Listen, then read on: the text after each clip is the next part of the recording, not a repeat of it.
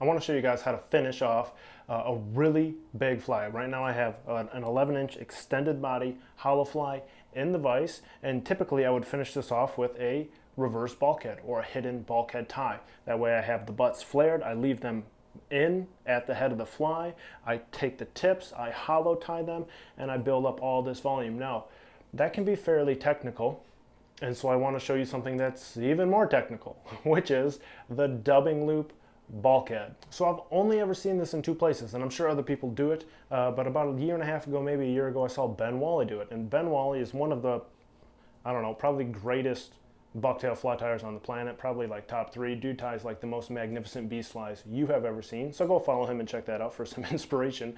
But he just posted like, hey, finished a beast with a bucktail dubbing loop. No big deal. It's like, how is this possible? And then a few months ago, Dustin Hinds posted a bucktail game changer-ish format fly, and instead of doing hollow ties in the tailing sections and everything, he did a bucktail dubbing loop to replace a hollow fly section, which is just sick. So I've spent a little bit of time with this. I don't know the scalability of it. I use it primarily to finish off full-size extended body hollow flies. It would be a fantastic way to finish off Buford, musky singles, any large profile baitfish pattern where you would typically do a bulkhead or a reverse bulkhead tie. So that's the context to which it fits. The bucktail in the loop blends nearly perfectly with hollow ties. The fibers get shorter as you move forward. Because it's in the loop, you have control over how long the butts are and how long the tips are, and you can make a really sick bullet, teardrop, blunt, bulky thing that's going to suspend that fly, push water, create a huge silhouette that bleeds in perfectly with everything you're trying to accomplish. So this is the bulkhead dubbing loop. So this is the only time basically I use GSP. I'm coming in with 150 strand GSP. You can see I still have my mono on there. I'm gonna get that GSP started. I already glued the mono off. Now I'm gonna take some serious time to get this locked in place. I don't have very much GSP on here, so I got to be a little careful.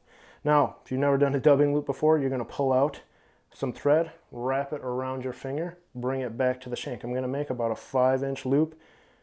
Now you're going to have a big gap down here, the width of the diameter of your hook. You're going to take your thread around the loop you made, pinch it closed, wrap it back with some sick, serious pressure, lock that bobbin down, make sure it is tight and cannot move. Get back to the hook eye, half hitch that off. Now I'm going to come in with wax. Wax is important. You need this thread to be able to grip and bite into that bucktail. It'll also hold it in place so you can manipulate it and get the proportions you need.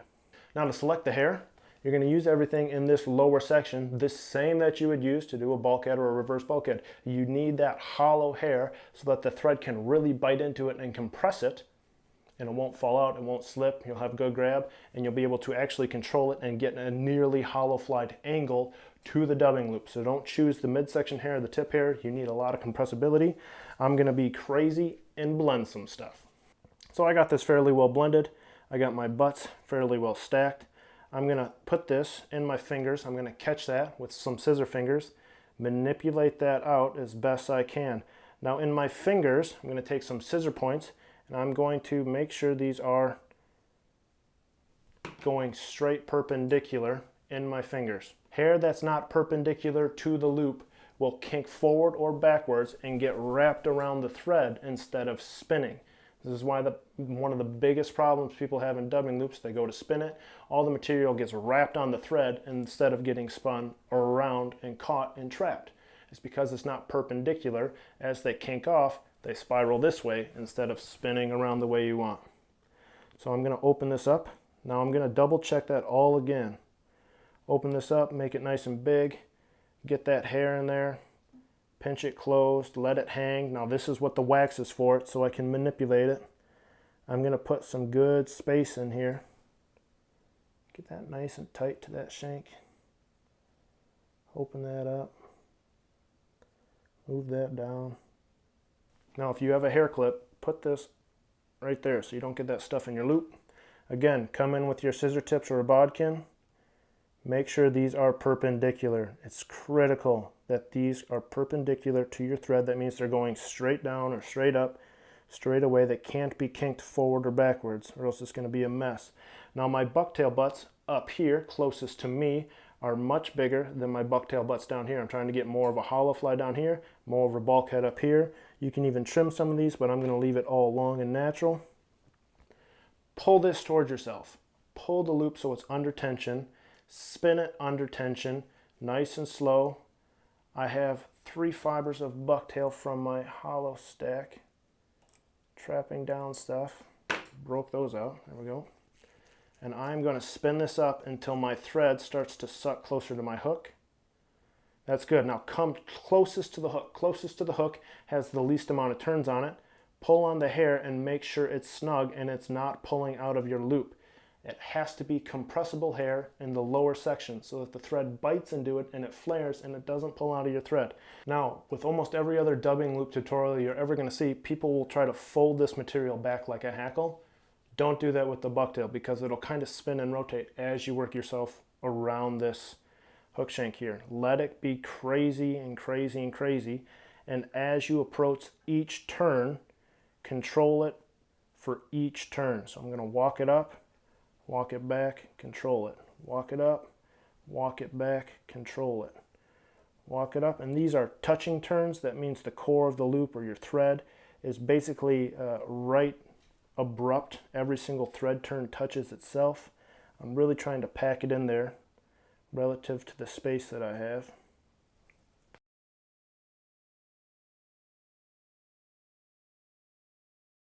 Now when you go to catch this loop, I am pulling up on my hook eye, right? So I'm going to take 2 turns around that, and now I can pull up with my tool, down with my thread. Don't just yank your hook down, but use your tool to support that hook.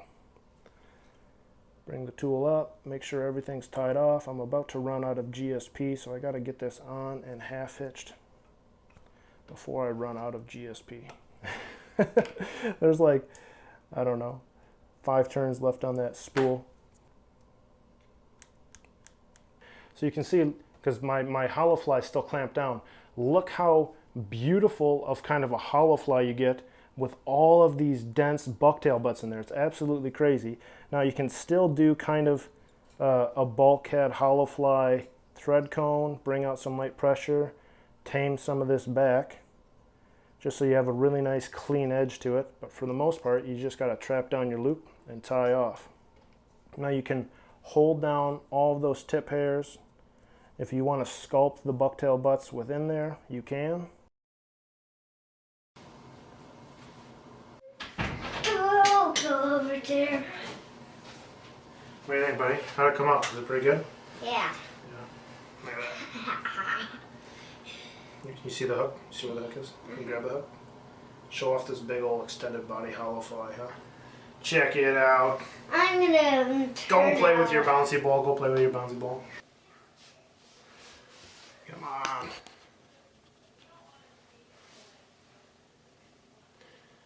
Aside from being overexposed. That's not the craziest thing you've ever seen.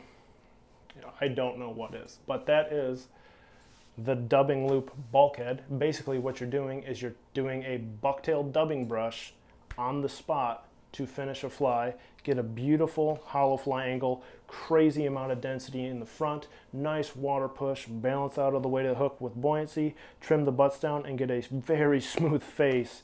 And it's one of the coolest ways I can think of to get complex blends, density forward, really pack it on there and finish off a truly big hollow fly. Pike, muskie, striped bass, saltwater, whatever you're doing, but an extended body hollow fly.